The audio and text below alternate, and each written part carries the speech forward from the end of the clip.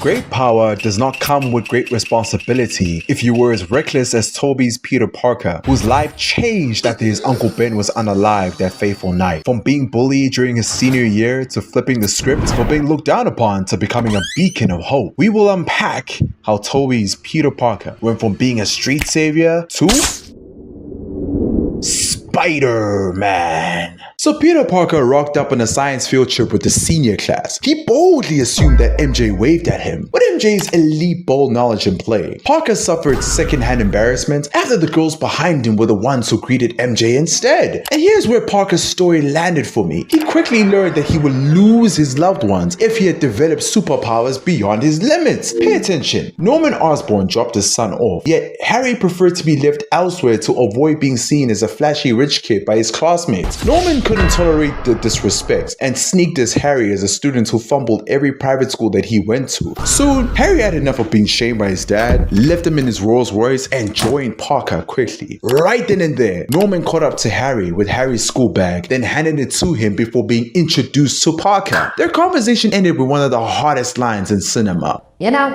I'm something of a scientist myself. You won't believe this. Peter groaned after he spotted MJ mising her boyfriend Flash like a walking baby kryptonite with an expiry date. What I found troubling were Flash and his frat bros harassing Peter not once, but twice. Osborn defended Parker and ordered him to back off, but became one of their targets before they were saved by their science teacher. Long after, Peter accidentally gave Osborn an opener for MJ, then felt devastated that it worked on her. Even then, Harry side profiled him with a measly smirk. Eventually, Osborn was cock-blocked by his science teacher who left MJ alone with Parker. So Parker had a hard decision to make. Put his loved ones in danger by simping on MJ, or give other girls who wanted him a shot. Unfortunately, he died for Nyash, and the mutant spider that crawled above his head punished him dearly. Since then, his body has never been the same. His DNA cells turned into a slave trade market before he got knocked the fuck out, man! Seconds away from disaster, Norman was shaking after being told that he would lose billions from investors if his new work was not polished up. So he stripped himself off, juiced up, cuffed himself around a cold steel mattress, and got cream pied by green mist like how Bobby did Majin Buu during the Buu saga. In that instant, Norman's midget dropped his guard. Huge mistake from him. Without warning, Norman woke up, picked the midget up, choke slammed him past the chamber, and turned him into a reverse Nike logo.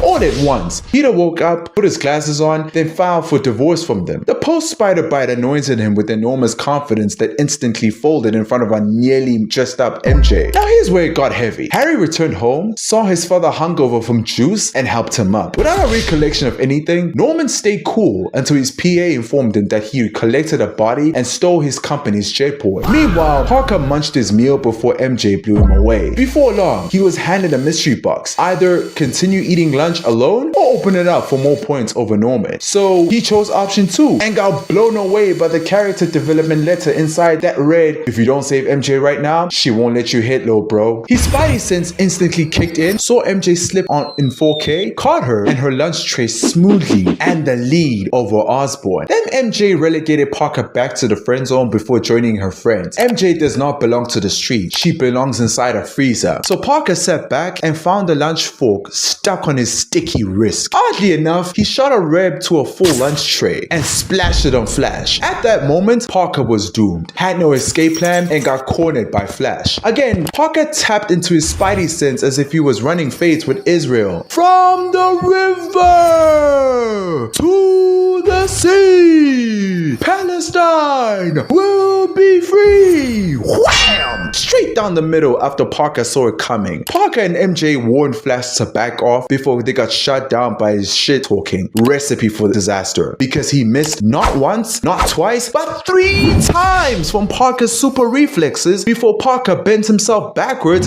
and laid his eyes on MJ with his agility. Parker was outnumbered before his spidey sense dusted him off until he backed out. Flash was all alone zone and had nothing to lose. He advanced with the left overhand, 2 sweep hooks, and a right rear uppercut. Then Parker blocked Flash's next 2 hooks, leaving his left side vulnerable. Weaved Flash's jab, grabbed his wrist, and gun punched him to the shadow realm with his exquisite super strength. Parker ran to an alley out of humiliation where he explored more of his unique abilities. Right then and there, Parker's hands opened up with small projections, crawled into a brick-layered wall, played Super Mario Bros. Across Queens, web slung above 2 buildings, and crashed into an ad wall. Parker returned home late, found a dinner note near his backyard, and encountered MJ, who he rizzed up. Either way, Flash intercepted them both, picked MJ up, and drove off. Parker pulled a Mordecai and needed cash for a new ride to impress her, otherwise the friend zone was going to be his brand new home. So Parker designed a Mark 1 edition of his suit as if his life depended on it, wore it, and caught Uncle Ben's cab for a 3-minute Hell in a Cell match for $300 against Macho Man. And the bell rang. Macho Man rushed in, crashed onto the cage, and laid down after Parker jumped over. Parker backflipped above the canvas and aura farmed his landing exquisitely. Parker double web slung, landed safely before being slammed with a deadly head chair shot. Then he followed up with 3 more back shots to Parker. 1, 2, 3. Macho Man threw the chair aside, picked Parker up, and slammed him across the cage twice with a barge pull on Macho Man's hand. Parker counterattacked with multiple shots before launching him across the cage like a Cartesian plane. Parker won the bout, but was refused pay after being told, "I forgot the part where that was my problem, pal." Still, the same guy was robbed by a crook. And a glimpse of Bully Maguire's response was, "I forgot the part where that was my problem, pal." And it cost Parker his late Uncle Ben from the man that should have been stopped sooner. Parker desperately wanted to draw blood on his uncle's behalf after he instantly had a flashback about the crook stealing the Booker's cash. Enraged, Parker pursued the crook, whip slung, swung around the city for the first time, and cornered him before the cops did. Simply put, Parker grabbed him, slammed him twice above glass, dodged a knife swing, swiped it away, double kicked him to the window,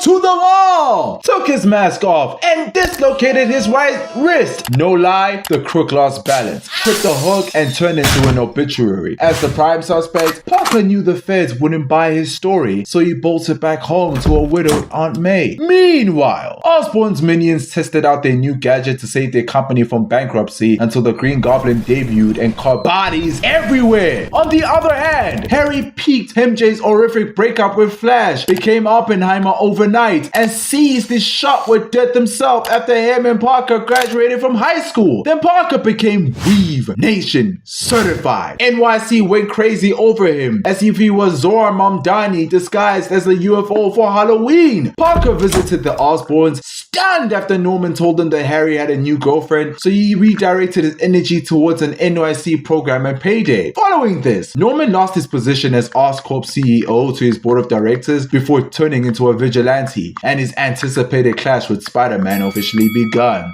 NYC had a street parade where Parker tested his photography skills. Across the corner, Harry advanced into MJ before she mised him. If I was him, I would have shown MJ the door and moved on. Instead, he chickened out and got played. Rightfully so, because uncommunicated expectations lead to premeditated resentment. Across the corner, Green Goblin pulled up to the spot with his quarter zip. It's Palestine! It's Congo! It's Sudan! Nah, bro.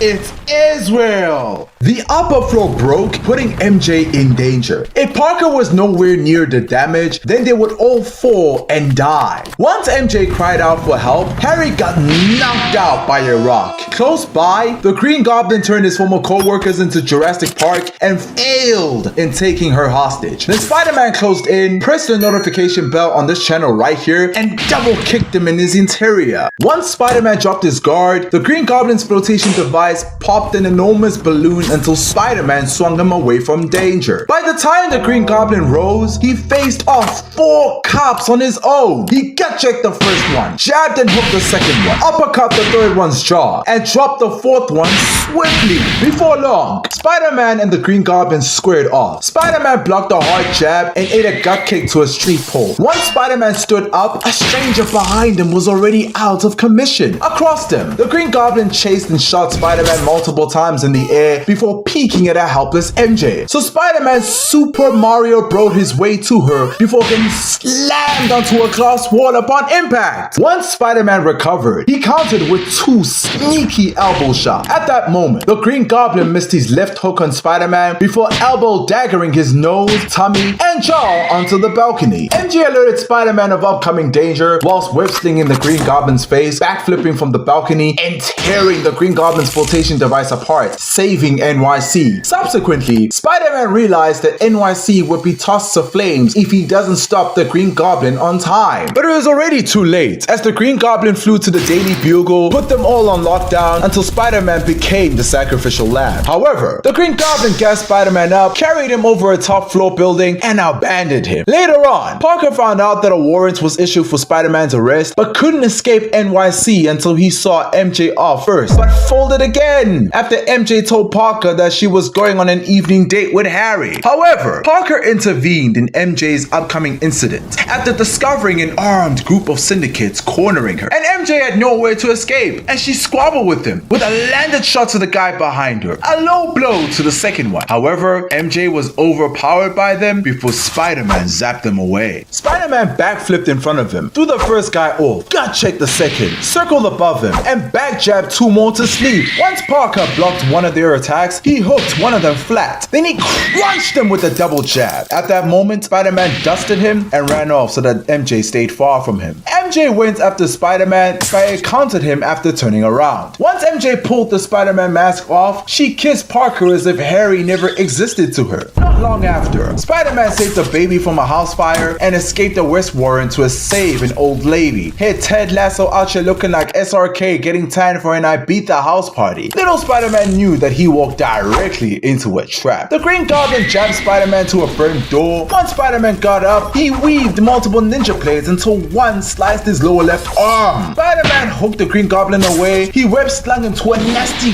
gut check before running off late for lunch with him, Aunt May, Harry, and MJ without blowing his cover. Unfortunately for Parker, Norman found out and crashed out on Harry for inviting MJ over. For a rich man who lacked intuition, Norman was right about MJ and finally called his son out for it. Thus, MJ left and ended lunch abruptly. Whilst MJ targeted Parker thereafter, Aunt May was almost scratched out of existence.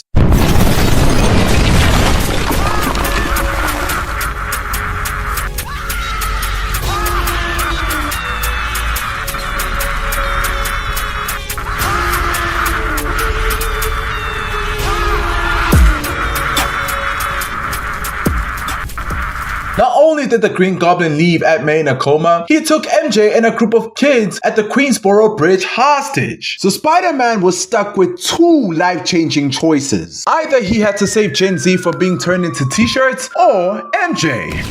I know what I have to do. I need that gingerbread pom-pom. Man, fuck them kids.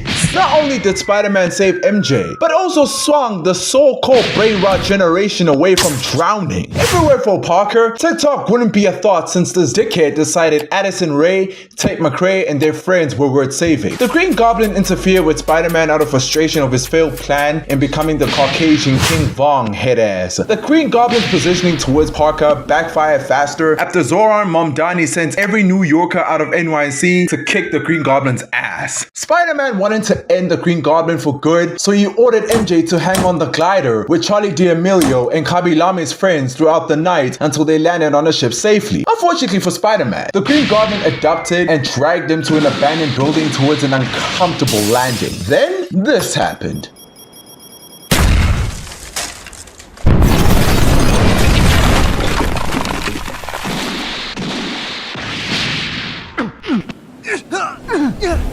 And the final showdown between them both commenced. Spider-Man blocked, leaving his chest vulnerable to a super strike from the Green Goblin, ducked out of position, ate a knee kick to his jaw, a straight left hook, and a nasty uppercut to the floor. The Green Goblin front flipped towards Spider-Man with a crazy left hook, another left hook, got the camera spinning in slow-mo like it was his first time getting laid, ate another jab before web-slinging from danger. However, the Green Goblin knew Spider-Man Spider-Man blind spot, so he countered with a clothesline from hell. The Green Goblin grabbed Spider-Man up, hooked him sideways before getting webbed into oblivion. Then he set Spider-Man asses down before the web slinger skedaddled from him. The ass whooping didn't end there. Spider-Man ate a knee strike and a straight foot kick to the wall.